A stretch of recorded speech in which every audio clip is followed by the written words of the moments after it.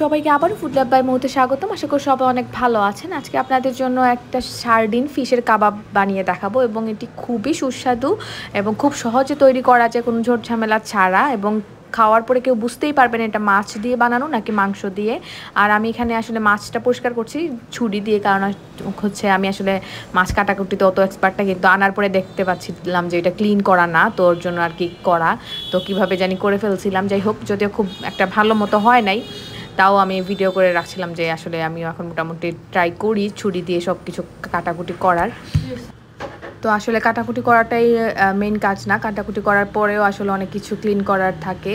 যেমন আমি বেসিনটা এখন পরিষ্কার করতে হবে, নয়তো জ্যাম লেগে যাবে, এবং বেসিনের ছাঁকনিতে যদি আসলে এগুলো আটকে থাকে তাহলে পানিও যেতে চায় না। এটা আসলে খুবই বিরক্তিকর, এবং এটা আমি সবচেয়ে বেশি অপছন্দ করি বেসিন থেকে ময়লা পরিষ্কার করা, কারণ এটা করতে গেলেই কেমন জানি গা গুলায় আসে।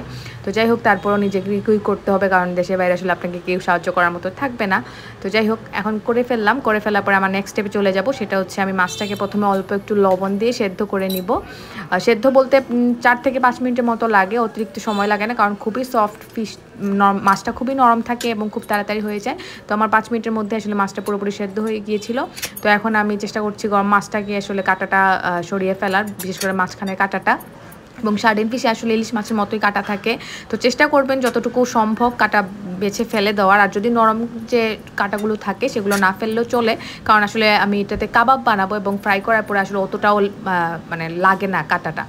তো আমি মোটামুটি চেষ্টা করছি বড় বড় কাটাগুলো বেছে ফেলে দেওয়ার। তো কাটাকুটি বেছে ফেলে দেওয়ার পরে যেটা করব, আমি বাকি উপকরণগুলো মিক্স করে নেব, এবং বাকি উপকরণগুলো মিক্স করার জন্য আমি প্রথমে যেটা করব, আলু সেদ্ধ আলু পরিমাণ মতো, আমি মাছ যতটুকু তার 1/3 হচ্ছে আলু দিয়েছি, সেদ্ধ আলু। তারপরে একটু বেশি করে পেঁয়াজ, কাঁচামরিচ, অল্প আদা কুচি ফ্লেভারের জন্য, এবং লবণ, গরম মশলা গুঁড়া, আপনারা চাইলে জিরা গুঁড়া ধনিয়া গুঁড়াও দিতে পারেন গরম মশলার পরিবর্তে, এবং একটা ডিম। পরিমাণ অনুযায়ী আপনারা 1 বা 2টা ডিম ব্যবহার করবেন। আমার পরিমাণটা কম, তার জন্য একটা ডিম দিলাম। এর বেশি দিয়ে দিলে আসলে আমি বাইন্ডিংটা ভালো হতো না, এবং আলুটাও বাইন্ডিংয়ের কাজ করবে, এর জন্য আর কোনো কিছু মেশানোর দরকার নেই।